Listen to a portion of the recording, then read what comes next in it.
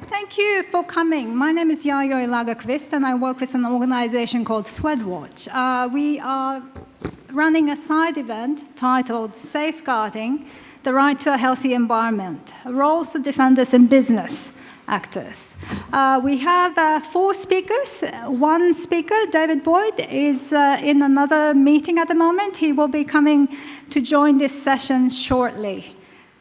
This event is co-organized by 11 organizations. I won't read the list of names. All of the organizations are here, and I believe the representatives of these organizations are here with us. And just briefly, before we start, introduction, in terms of the session, the main focus is on the right to a clean, healthy, and sustainable environment.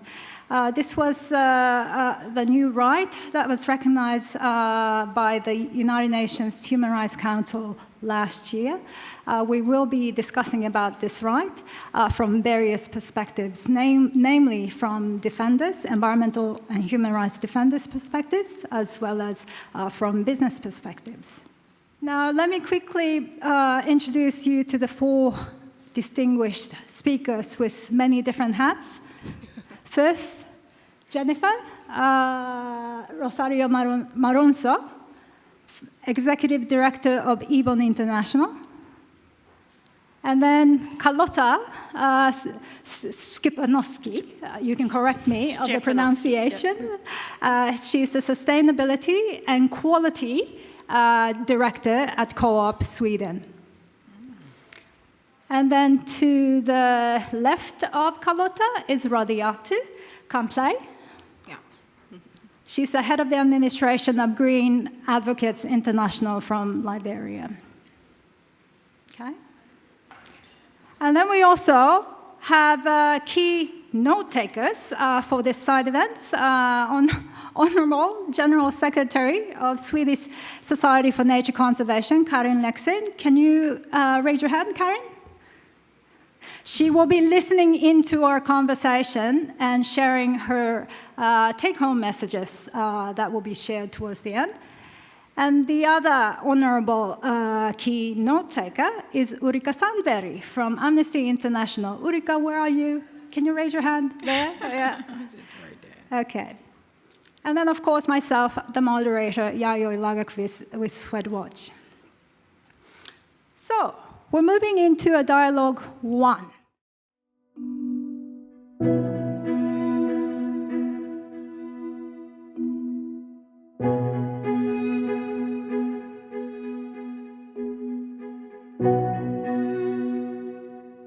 ¿Cómo hacen cuando la gente del pueblo lucha en defensa de sus derechos tomando su carretera? Le tiran bombas lacrimógenas. Hable con el señor alcalde.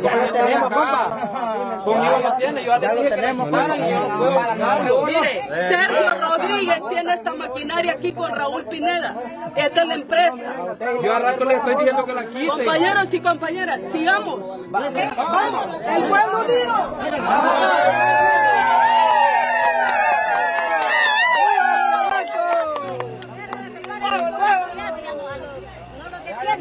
Hay conmoción y protestas en Honduras tras el asesinato de Berta Cáceres, de 45 años. Ella era una reconocida activista a favor del medio ambiente. Justicia, justicia, justicia. En el año 2009, Honduras sufrió un golpe catalogado como un golpe cívico-militar y nosotras entendimos rápidamente que no se trataba de un golpe de Estado para quitar a un presidente.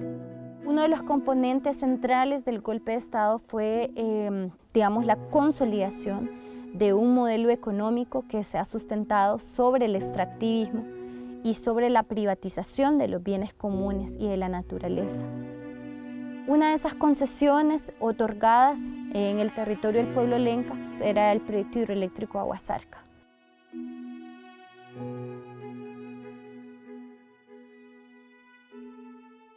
Cuando yo supe la noticia del asesinato de Berta Cáceres, que era mi mamá, pues yo no dudé que ella había sido asesinada por su lucha y por los intereses de esta empresa, así que se empezó a investigar quiénes eran los financiadores del proyecto, porque no se conocían. La muerte de Berta Cáceres, desgraciadamente, es la crónica de una muerte anunciada. Ella había denunciado hasta en 33 ocasiones las amenazas que estaba recibiendo por la razón de defender su tierra, pero mucho mejor que yo lo va a contar Berta.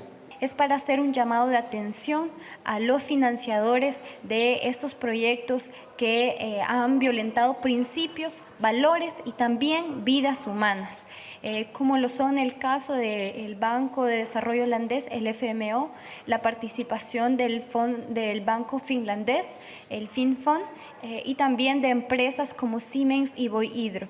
Entonces, bueno, son las intenciones de esta visita a la Unión Europea y, bueno, decirles que la lucha por la justicia no cesará, porque el amor es el motor más grande y el compromiso que ahora tenemos con la verdad pues no va a ser detenido ni por el cansancio ni por todas las adversidades. Se trata de la vida, se trata de los ríos, se trata de luchar por las próximas generaciones, no ser un pueblo burdo, no ser un pueblo sumiso. Hay que ser un pueblo rebelde ante la injusticia, sin miedo, sin temor. Una se pregunta, ¿de dónde tanta fuerza? ¿De dónde tantas Bertas?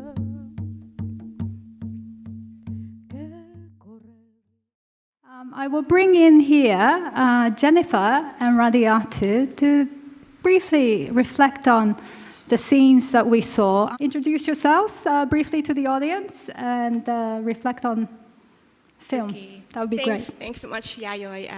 Good afternoon, everyone. I'm Jennifer Del Rosario Malonzo. I work with Ibon International. It's a Southern international NGO. We work on capacity development for the Global South. We work basically for people's movements and social movements, and we have partnerships with them and cooperate with them on many struggles and campaigns as well as advocacy. So for my reflection on the video shown of Berta Cáceres, it really looks very familiar. It really shows that what we have been experiencing in the Philippines are also seen elsewhere. No? All the human rights violations, the attacks against environmental defenders that happen in our country is similarly experienced by other peoples. And so this also shows the need for international solidarity among all of us. What struck me most is also the reason underneath, underlying these attacks against environmental defenders and human rights defenders, which are mostly about economic and profit interests. So these are the motivation for the violence against defenders. And in our case, the Philippines has also been ranked among the worst country for human rights and environmental defenders. For example, within the period of this last 5 years, 2016 to 2021, it has been recorded that about 195 land and environmental defenders have been murdered because of their fight, because of their campaigns against aggression on their territories and their lands, and because they are fighting for their lives, their livelihoods, and their freedoms. So, Thank you, Jennifer. Radiatu, can you quickly share us your reflections of this film clip? Okay, thank you so much, Yayo. Thank you to the organizers of this section.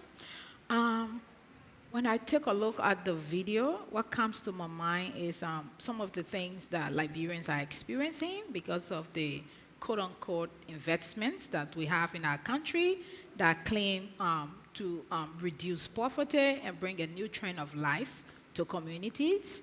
So this is something that has happened like over 10 years now in our country. We have had protests all over the communities where we see the presence of business corporations. And when those protests are ongoing, we rather see that our governments have the police, the militaries are the ones that move in to subdue these communities that have decided to stand up for their rights. They are beaten, they are tortured, they are being criminalized. Majority of them are put in jail, and they create a space where they provide like big funds that NGOs supposed to go and get bonds for these communities. And in the video, I see a strong environmental and human rights activist that stood up for her community because she felt that this is the livelihood she has, the livelihood that her communities have, and like they have no alternative, and there was a need to stand up. We had a situation of a protest in our country in the southeastern part of Liberia, where women stood up like the lady in the video, and there was this particular lady that was beaten and stripped naked.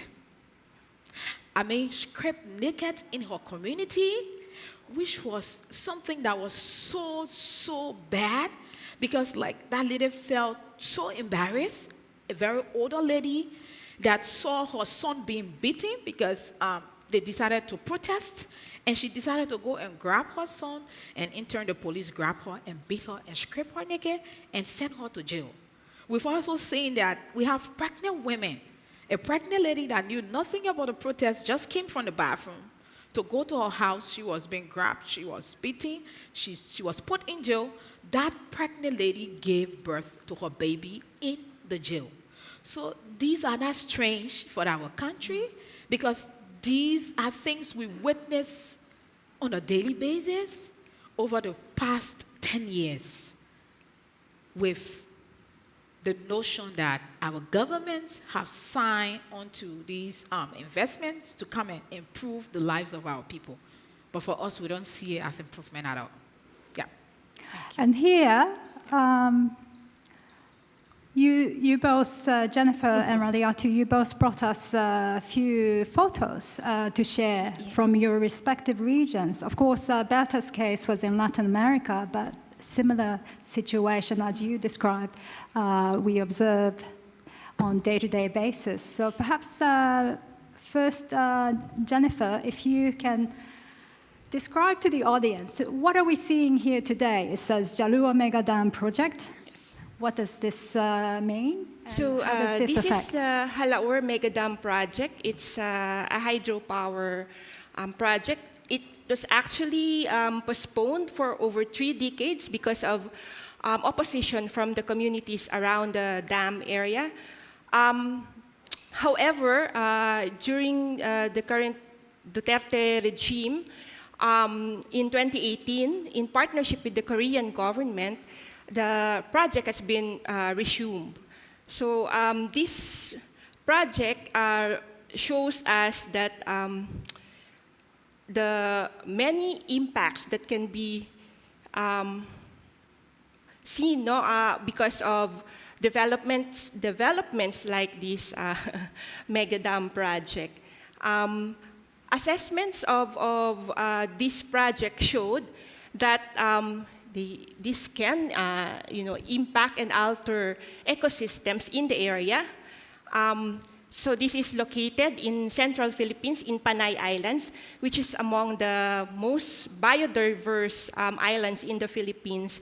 And because of this project, the impact on the flora and fauna in the area is really huge. So there is a danger of reducing biodiversity in the area, as well as possibly causing the extinction of a number of endangered species. Aside from that, of course, another impact is that it would be reducing the water availability as well as quality for the communities living in the area of the mega dam. So this is part of the impact that you're talking about. Can you talk us through the picture? On people, So that was on the impact on the environment, but on people. The extractive industries and mega projects, mega infrastructure projects like this hydropower plant, hydropower dam, have been identified as the main drivers of attacks versus human rights defenders and environmental defenders. These attacks range from harassment, red tagging, which means you are tagged as a communist and therefore you are a terrorist automatically, and you are targeted by the Philippine security forces. The communities also experience militarization, and as well as having charges filed against community leaders, against those who are outspoken about the impacts of these projects on them. So aside from this, it can also be enforced disappearance, meaning you will just be erased from the face of the earth, just because you are standing for the rights of your family, your community, your land. And then the worst, of course, would be the extrajudicial killings. It can be an assassination or a wholesale massacre. For example, this protest is in reaction to what happened to community leaders in the Halaur Dam area. 9 indigenous peoples from the Tumanduk communities were killed by the police and military in an operation, in a raid against the communities there, done in December 30, 2020. So aside from those 9 killed, massacred, a number were also arrested, illegally detained, and many families were displaced from their homes. So, and all of this happened because the communities were opposing the Halaur Dam construction. So that is the very unfortunate and bloody impact of these infrastructure and extractive projects. But what is hopeful for us is also, as these pictures show, that people are fighting back, are resisting, are continuing the work that needs to be done to defend our communities as well as our environment. Thank you, Jennifer.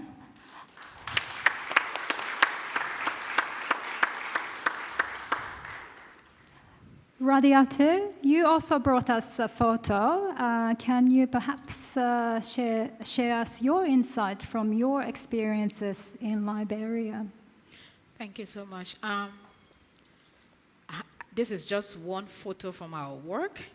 My response to the question is based on the past 15 years, the work we've done with communities in Liberia. So this picture is from one of our projects in Liberia. This is the Firestone Brickstone Company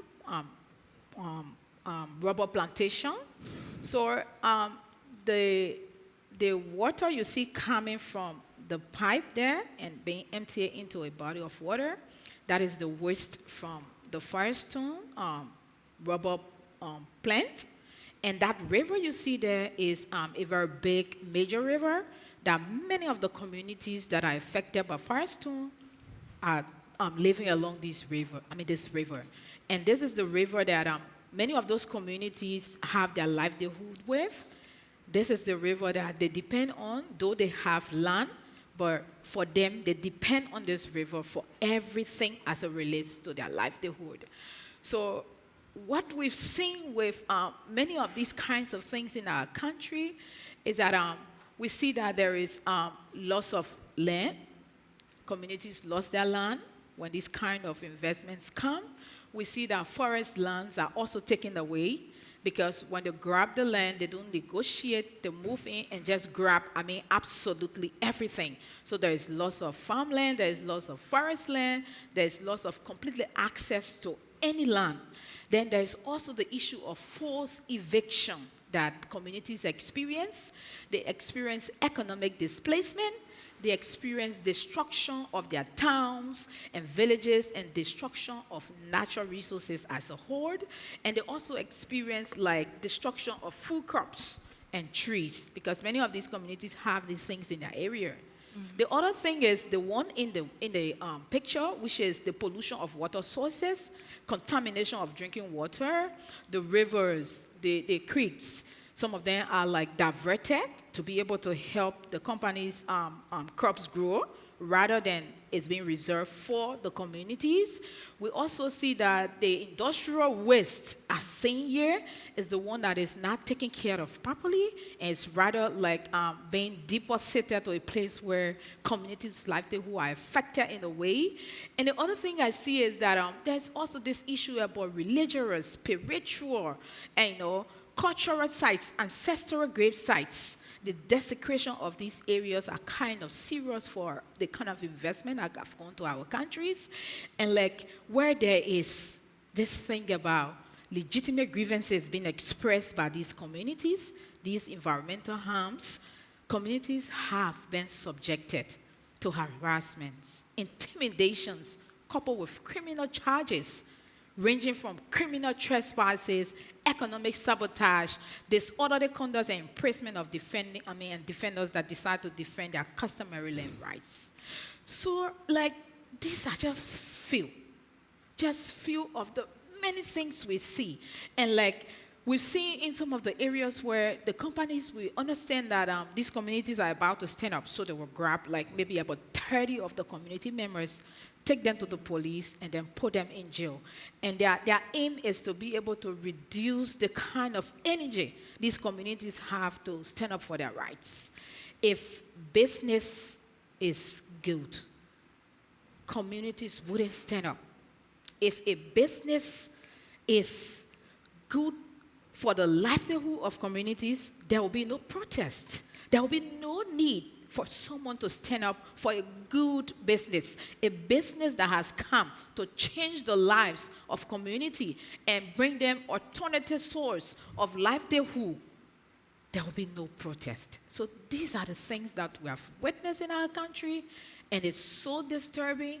It has reduced the work of some of those people, some of the defenders that have all of the energy, because, like, for example, majority of them have been affected by tear gas. Some of them are blind. Some of them gone crippled. Some of them cannot no more stand up. And when the other young ones are looking at those kind of things, they are not encouraged to get up to stand up. But I can tell you that we have not given up. We still have the courage. We still have the strength to encourage these communities, people. One thing we always leave with them is that you are not alone. This is a global crisis that is ongoing. There are so many other countries. And then we try to bring back some of those videos, like the one we saw. Here's a lady. She stood up. Yes, it's true she was being killed, but her work remains forever. Thank you. Thank you very much, Radiyatu.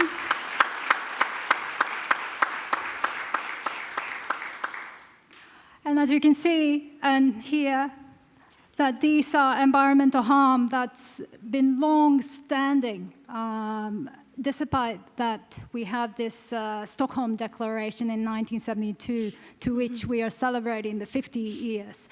So there are lots of challenges ahead. Now, I forgot to ask who's in the audience. As you entered the room, you were probably given a sticker. So for those of you who are representing member states or government, can you just quickly raise the hand? Seems like you guys are a minority, yeah? Not surprising. For those of you representing businesses, great, you're another minority, but you're here at least. Those of you representing CSO, NGOs, great, okay. And others, possibly media, academics, others? Great, so we have sort of a diversity of audience. Excellent, so we'll move on to the second dialogue now that David is here. Sorry for being late. That's all right. And this next section, next part of the dialogue, we would like to sort of understand how do we actually interpret this right to a healthy environment from expert perspectives. So here we have David Boyd. Well, thanks very much. Oh, I got to thank Before you start. that's a funny picture. Yes. The right to a healthy environment was recognized for the first time at the global level last October by the UN Human Rights Council, which is really a historic moment in the evolution of human rights. It had its roots really back in the Stockholm Declaration of 1972, and of course there's more than 155 countries around the world that already recognize this right, like the Philippines in its constitution, other countries through legislation, others through regional human rights treaties. And what does it really mean, the right to a healthy environment? It means that everyone on this planet has the right to breathe clean air, the right to safe and sufficient water, the right to healthy and sustainably produced food, the right to healthy ecosystems and biodiversity, the right to non-toxic environments where people can live, work, study, and play, and the right to a safe climate. And those are the substantive elements of the right to a healthy environment. And it also comes with a toolbox for people to use, which include the right of access to environmental information, the right to participate in environmental decision-making, and the right of access to justice with effective remedies if their right is being threatened or violated. And because human rights law has a long history, it also comes with some really key principles to guide its implementation. Principles such as non-regression, which means that governments have to move forwards, they can't move backwards. Non-discrimination, which is really critical in a world where we know that the climate crisis, the biodiversity collapse, and pervasive pollution have a disproportionate impact on poor people, vulnerable and marginalized communities. And also the key principle of prevention. So I'm really hopeful that this UN resolution will actually serve as a catalyst for a cascade of positive changes, including changes to constitutions, changes to legislation, changes to policies and programs, and most importantly, changes on the ground. And I think one of the really important things in the context of this conversation is that the recognition of everyone's right to a healthy environment really legitimizes and validates the incredible work that is being done by environment and human rights defenders around the world. It should really be something, I mean, it's kind of a lengthy term, environment and human rights defenders. I prefer just planetary heroes, because really that's what these people are. They're putting themselves at risk to protect the land, the water, the biodiversity that all of us fundamentally depend upon. And so, again, my hope is that we can use this right as a way to empower environment and human rights defenders and protect environment and human rights defenders. And the last thing I'll say just quickly is that for a long time, governments have considered these things like clean air and clean water, healthy nature, to be things like luxuries, kind of options that they could balance with other things. Talking about these issues in human rights terms changes those options into obligations. And we all have a job to do in holding governments accountable to fulfilling those obligations. Thanks, David. If I may ask, what is the one thing that stuck with you listening to Jennifer and Radiatu's respective stories from the ground?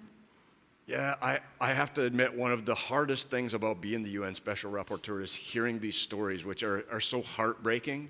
And so really, when I listen to your stories, it just kind of galvanizes my desire to work harder to protect and support and empower environment and human rights defenders. Thank you. Thank you. And can you also describe what are we seeing here in the photo?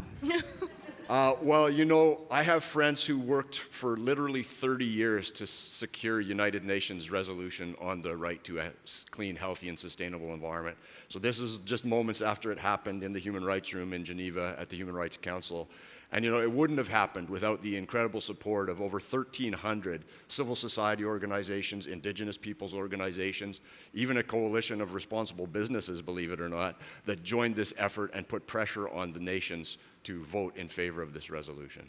Okay, thank you. What needs to happen next? What needs to happen next is, well, there's a few things. So we have like a United Nations Declaration on the rights of human rights defenders. We have UN guiding principles on business and human rights. And I would say that those guiding principles were developed by a lot of well-intentioned people, but we've had them in place for a decade. And I think any honest assessment would look at them and say, they're simply not good enough. We need laws, regulations, and legally binding instruments that hold businesses accountable. Businesses are responsible for the great majority of environment-related human rights violations. And so I think it's really important to focus some of our efforts on initiatives to create these laws that are called human rights and environmental due diligence laws. They have been passed by several countries in Europe, led by France. There's a European Union proposal for a directive on human rights and environmental due diligence. And there's also a draft UN treaty on human rights and environmental due diligence. And so I think that's the fundamental next step, is to move from voluntary tools which don't work to legally binding standards which are much more likely to protect the people that we care about. Thank you, David. And this is a nice segue into bringing business actors. So we have here Carlotta representing Co-op. Yep. She has a wide expertise in sustainability issues, not only in the food and retail sector, but more broadly. So perhaps we may start with a brief introduction of what you do with Co-op and beyond. Yes, I'm Director of Sustainability and Quality within the Swedish Coop, and that's, of course, a retail organization for food. But Coop is also a member of WeEffect, and I'm also in the board of the Agroforestry. So I'm also working a lot with these kinds of issues. And what I want to say is that we are very much behind all this discussion that you're talking about, that we need regulation, because the voluntary things that we're doing, we really try, but it's quite hard to do it. And I must address that we're quite far from where we're aiming. We see that we historically has been relied upon some labels, a lot on labels, and what we see now in Sweden is that the labels are decreasing. Our customer doesn't buy labels such as fair trade and eco labels as much as they did previously, which is alarming. And another thing that I want to lift is that the law doesn't even say that we need to know where the ingredients of our products are being produced. We just need to know where the production is. And we know that it's where the ingredients are produced. That's where the problems occur. So we're very far from, protecting the environment when we don't even know where the production is. And that is something that we wanted to do something about within the Swedish Coop. So therefore, we started to work with our sustainability declarations that you can see on the picture. And what we do is that we collect information on ingredients of our products from all our suppliers. At present, we have 13,000 products out of 17,000 products in our store that are declared. So we take all this information on country or region for the ingredients and the production. And then we take information about labels and certification throughout the whole supply chain. And then we transform that to this kind of sustainability footprint. And here you can see one is, for example, local population, and that's basically what we're talking about today. And this axis is we are putting number on that based on BSCI rules of law. And then, of course, if our suppliers say that they have special programs, then we're adjusting the parameter. Or if you have, for example, fair trade label, then we're adjusting the parameter, or a KRAV label, for example. So this is a way of getting we have so many products and getting information and be able to make the right decision on all these products. And we take, what we do is that when we're doing audits, then we look at this. Where are the risks for water problems or for that it's not compliant with laws and regulation, or the local population, or working conditions and so on. And then we go there and do our audits based on that. We have it in our sourcing. We use this when we source our products, so we can see which products are having the most problems, and then we can get rid of them or work with our suppliers on those particular areas. And we also communicate all this information towards our customers, because we need our customer to be aware and understand sustainability and make the right choices in the store. And maybe they need to pay some extra, because someone is paying when they are not paying. So we need to get this them to understand this.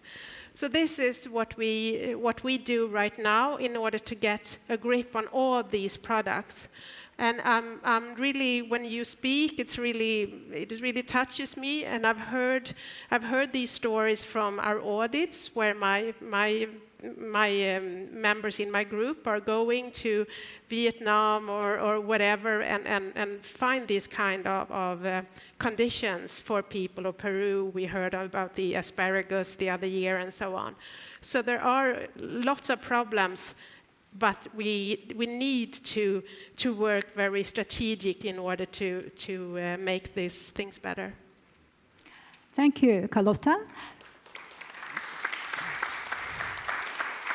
And from your extensive experiences working in the sustainability field in the corporate sector, are you observing any changes in the late few years in terms of how corporate actors perform environmental and human rights due diligence? Yes, I think I see that we have always cooperated, but I think that one initiative, for example, the ETI, Ethical Trade Initiative for Sweden, started, where we are cooperating also with the unions and the public sector and the businesses and the NGOs. So we try to work together, which make us more understanding the situation better.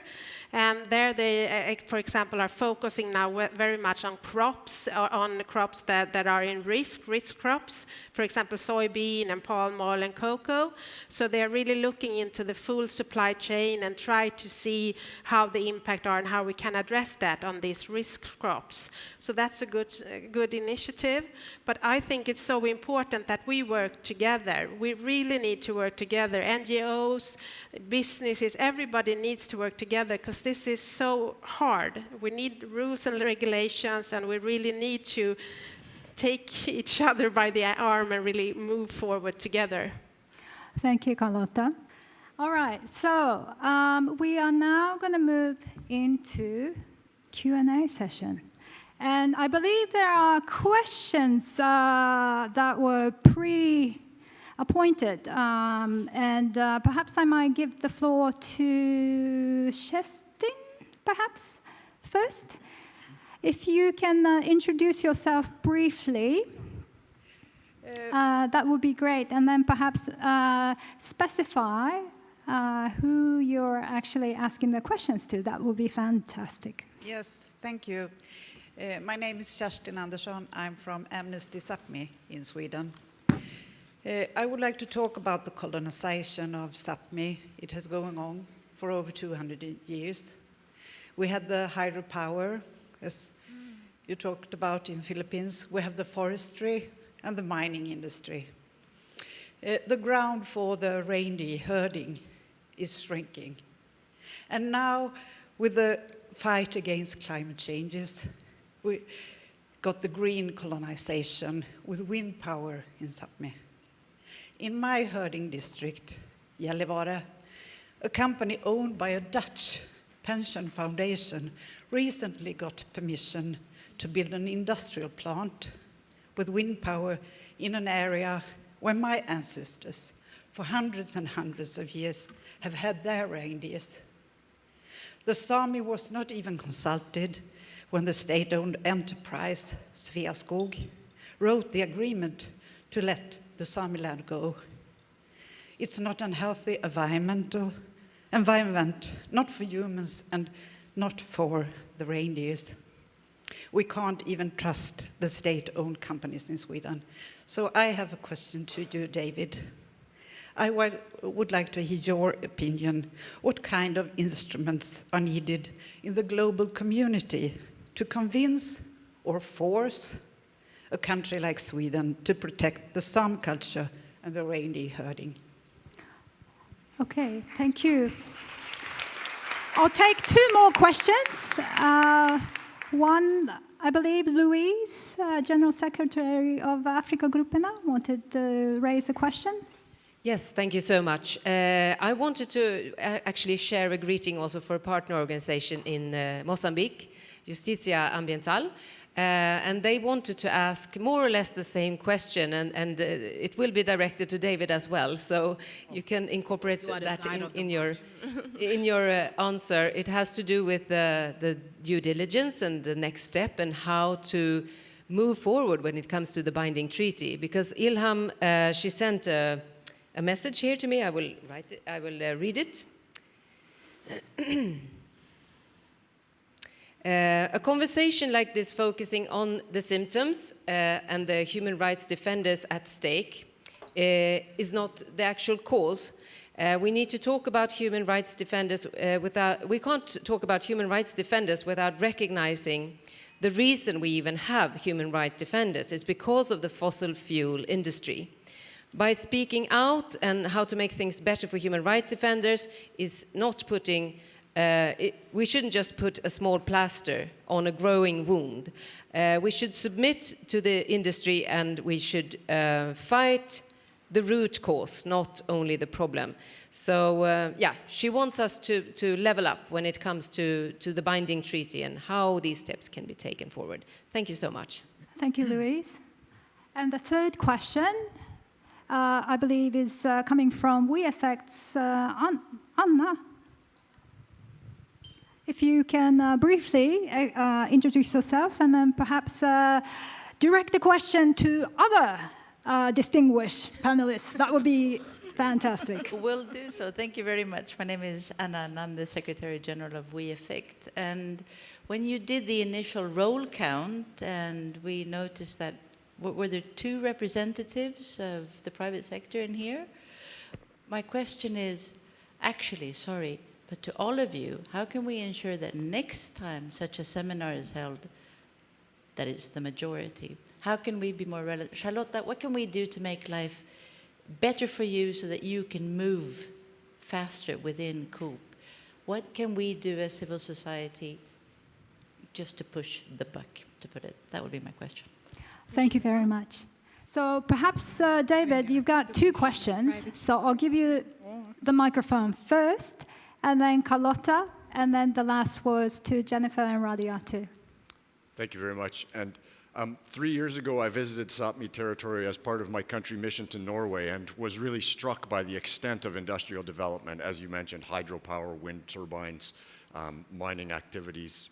And I think it's important to recognize that indigenous peoples themselves fought for many decades to achieve the United Nations Declaration on the Rights of Indigenous Peoples. But that's not enough. We need to take that UN declaration and transform it into law at the national level.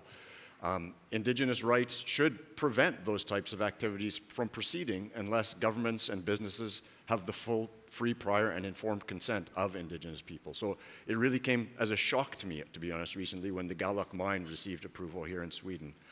My colleague, the Special Rapporteur on the Rights of Indigenous Peoples, and myself wrote a letter to the government of Sweden expressing our concerns. We got, to be honest, a very poor response back from the government. So I think the critical step is twofold. One is to, as I said, put those indigenous rights into national legislations and ideally national constitutions, as we've done in Canada, which really does make a difference because constitutions are the highest and strongest form of law in any country, and they also reflect the country's deepest and most cherished values. So I think that would be something that would be important to see happen here.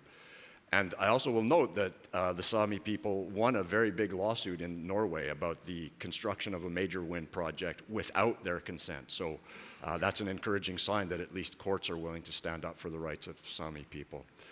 The question about dealing with the root causes, I completely agree that we live in a global economy that is fundamentally based on the exploitation of people and the exploitation of this planet. And so we need to take transformative steps to change that situation. Human rights and environmental due diligence legislation is just one piece of that. I think that we all need to gather our forces to work on shifting from the fossil fuel economy to the renewable energy economy as quickly as possible. And I think that means that there should be no expansion of fossil fuel infrastructure in any wealthy northern state. We should phase out fossil fuels. We should, as the Secretary General said yesterday, coal should be dismantled in every wealthy nation by 2030. Some nations, part of the Powering Past Coal Alliance, have made that commitment, so that's encouraging, but we need to do more, we need to do it faster. We need to transform today's linear economy where we treat nature as nothing more than a warehouse of resources for humans, and then make stuff, waste it, and put it back into the environment as pollution and waste. We need to transform that into a circular economy, detoxifying the global economy. These are major, major challenges, major shifts that are required. But I believe that just as freedom and equality were catalysts for the transformation of a colonial economy based on slavery, we can use human rights today as catalysts for the transformation of this exploitative global economy in which we live. Thanks, David. Thank you.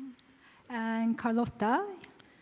Yes, I thought about the thing that you mentioned, Anna, that it's only NGOs in here, almost. And I thought just practical, maybe write something else when in the program and try to include business better. Maybe that would make business come here. I'm not sure, but I think that could be something to think about next time. And then I thought what we need to do and what we need in our business from NGOs. I think this is really very hard question to answer, but I think that we have the structure with our sustainability declarations. Maybe if you can help us to make sure that the structure is getting better, because we have this rules that we are based this on, and maybe you can help us to get that better so we get even more right when we do our audits, for example. I'm thinking about Sapmi. I wrote here, we don't have that in our sustainability declarations. How do we adjust the parameters according to the things that you said? So maybe that can be that you can help us to make our structure better. Do you understand? Or? Yeah, to make our structure better so that we can make better decisions. That could be one thing. And then, of course, you can help us to, when we do our audits, for example, to find the right people to talk to outside the industry where we are doing our audits. Maybe we're talking to human rights people around, but maybe we should talk to farmers, corporations, for example. Maybe they are the one that have the knowledge, so we have better control when we do our audits. That's another thing that I can think of. And then, of course, understand each other better. The normal. We need to sit down, discuss, have more. We need to work more together, of course. More conversations. More conversations, but that we don't have time for. But very effective conversations. Yeah, perhaps in the corridors. Yeah. Jennifer? All right, thanks. I totally agree with David about the need for more work, on having binding agreements and instruments. But I would also emphasize accountability. Let's look at all the actors who are responsible. These are powerful actors, states themselves, our own government in the Philippines, who have policies and that are inimical to our own people, and who are using its security forces against its own people. So you have that. And then we have donor countries, international financial institutions who support projects and programs that are actually proven to be detrimental to people and the environment. Who else? Let me just say, of course, not all business or corporations, but many of them, the huge ones, are really have practices that are rooted in exploiting, in extracting, from our people and country. So, how do we combat, such powerful forces, while instruments and talking with each other, dialogues, are, of course, very important. I would still really put my trust on people's movements and their own actions, because people will be the ones who will change this world. So yeah, sorry. Sorry for that emotion. Thank you, Jennifer. And Radiatu? Yeah, so what can we do to mount more pressure, right? What I'm thinking on is that, for example, across West Africa, we've seen this Sokfin-based company that cut across West Africa. So for me, I think one of the things we can do as civil society organizations is to join hands and collectively work. Those of us that are affected by these companies work together and come up with a strong, formidable force to be able to reach out to them. Jennifer said it, these are multi-billion-dollar companies. We are just small organizations, but we are the people and we have the power.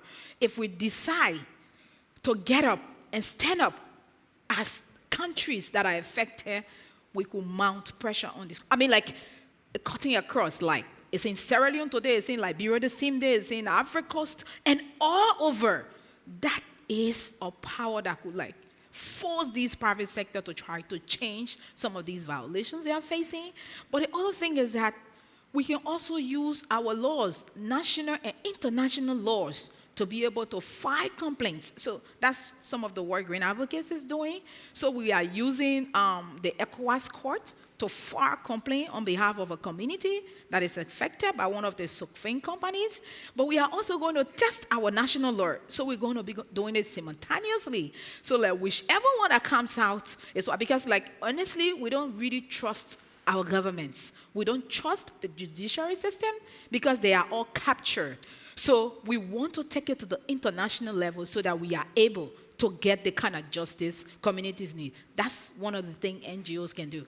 But also, what we need, again, is support from our governments that sign onto these international instruments. When you sign onto something, you agree to it. So it is their duty to support NGOs so that when we take on these issues, when we stand up, they are behind us, and we feel that could be of help. Thank you. Thank you, Radiatu. So please, if you want. Thank you, Jennifer. The story you talk about, heartbreaking. I'm from IKEA, so I work at IKEA Supply Chain as Head of Sustainability. I just want to say I'm very happy that I'm here in this room with my one colleague and the other one, he had to go. And I hope that we could be more people here from the business, because polarization between business, NGOs, companies, UNs, whomever, is not helping the cause. Because we need to work together. First and foremost, we are all human beings. I'm Christina, then I happen to work somewhere, and I try to do good. How do we apply the values, humanistic values, in everything that we do? And I think at IKEA, we have our vision is to create a better everyday life for the many people. And that really includes everyone. We cannot do good business if we don't do good for people, and what you talked about, the nexus. It's about climate, it's about nature, it's about people. All have to flourish and have the rights on their side to actually do something together. So I think that we as a business have a very big and important role to play to show that responsible business is the way forward and where we have to work together. Of course, we have areas where we can do better, where we can be even more, have the ear to the ground and work together with the different groups in society, communities, local communities, indigenous people who knows about raw materials, how to extract in a responsible way, what you can use or not. And there's more we can do together. So we always want to have this multi-stakeholder approach where we work together. So please see people as we work together. And I think we are human beings on this one planet. Let's make it a good one. Thank you. Thank you, Christina. But before we end, can we ask our key note takers to sum up quickly? Yeah, Karin? I think there's a floating mic. I think it's easier actually, and I think Ulrika should also come forward. So how do you summarize so many very important issues? And I was wondering, maybe looking at Kerstin, I wanted to say at first, as a Swede and representing a big organization, I really would like to begin with recognizing and also saying that I'm ashamed of the history of colonization of our country and of Sápmi, and the still ongoing violation on your rights. This is important for me to say, and this is our responsibility here in Sweden, and that is also a reason why we have engaged in the Gallup case as organization.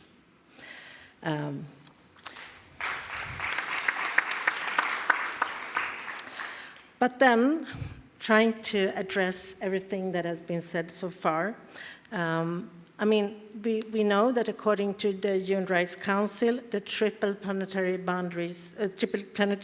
threats is the single greatest human rights challenge of our time. And I think it's really interesting what you say, David, that the human rights can be a catalyst to address those issues.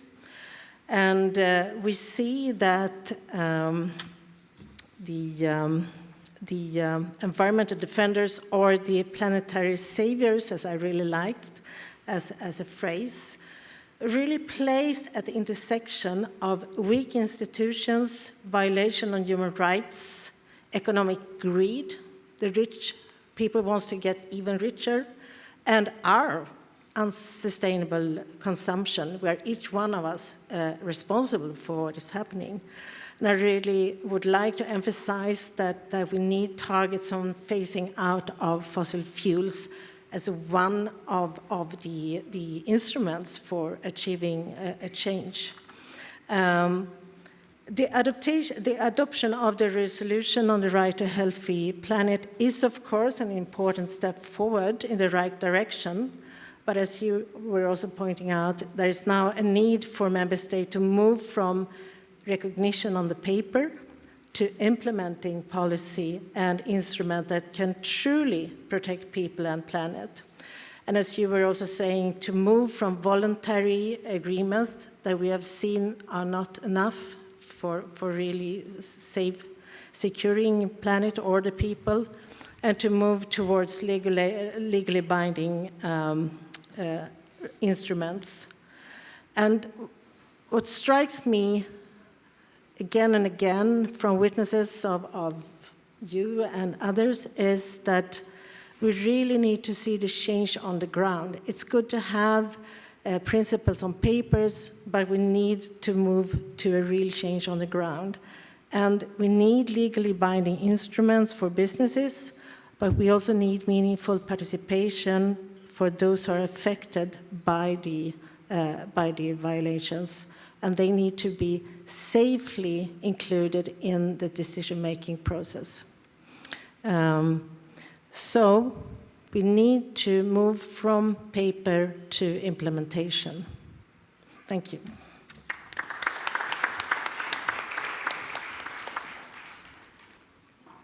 Very hard to take after this.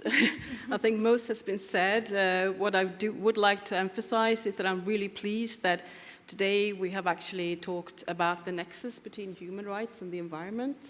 I come from Amnesty. We work on human rights, but we're also working on climate justice, so we're merging the two more and more. And secondly, I don't know exactly how to say it, but you have given us such powerful and you're doing extremely brave and also dangerous work as human rights and environmental defenders. Yeah, I just wanted to give you my appreciation for that. But also I wanted to say that what we've heard today, I think, highlights that there is a big gap between businesses. Some are acting responsibly or trying to do their best, and there are other companies that are not acting in a responsible way. Amnesty, as well as most of the organizations here today, we're working for or lobbying for a very strong EU directive on human rights and environmental due diligence. And I think, yeah, Professor Boyd, you mentioned that as well, the need for legislation, the need for work at the UN level. We see it coming at the EU level. Unfortunately, the draft that we've seen is a bit weak, so the civil society organizations are working to make that stronger. And there are certain elements that we are pressing for. For example, we want the forthcoming directive to include all companies. We want it to, when finalized, enable effective remediation. And another aspect which has been touched upon here as well, also by our Sami colleagues here, is of course the issue of consultation. What we want to see is that consultation should be effective and that the international law principle, free, prior informed consent, should be part of this text when it's adopted. And this is in order for environmental and human rights defenders to be seen as allies and not as enemies. We're also seeing more and more case law developing, which I think is worthwhile mentioning. We see cases against Shell, RWE, etc., cases that concern both human rights and environmental issues, where companies have been negatively affecting those. So we do see some a light in the tunnel. We do see the EU directive coming. We think that's very positive. But as I said before, we need to work to make that really, really strong in order for, us all to be having a planet and basically a healthy planet for all. Thank you.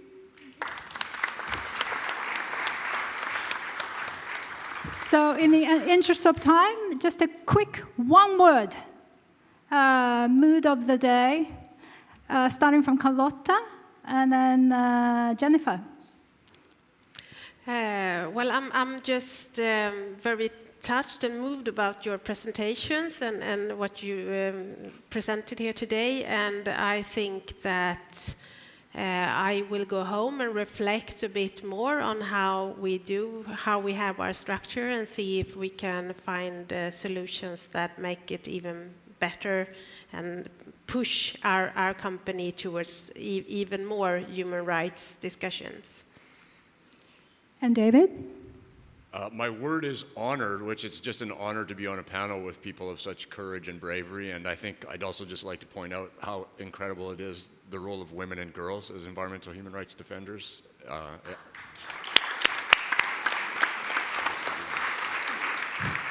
Radiatu, one word.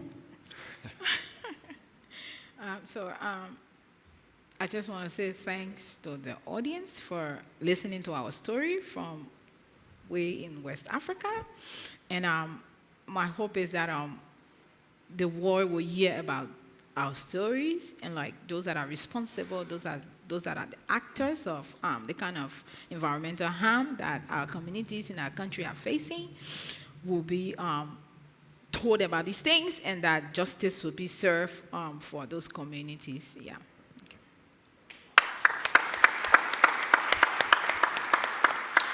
All right, my one word is solidarity. We need your solidarity. The Philippines needs your solidarity.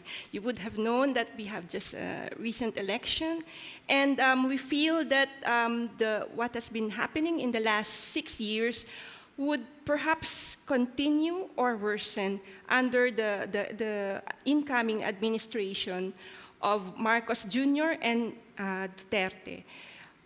So these families' bloody regimes are set to, again, come into power by June 30. So please keep your eyes on the Philippines, on our situation, and help us also to expose any violence that would be expectedly happening in the next months or years. Thank you.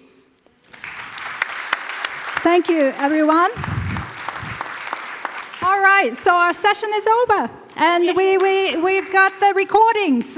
We will share it at a later date. We will definitely let you know. Thanks for coming.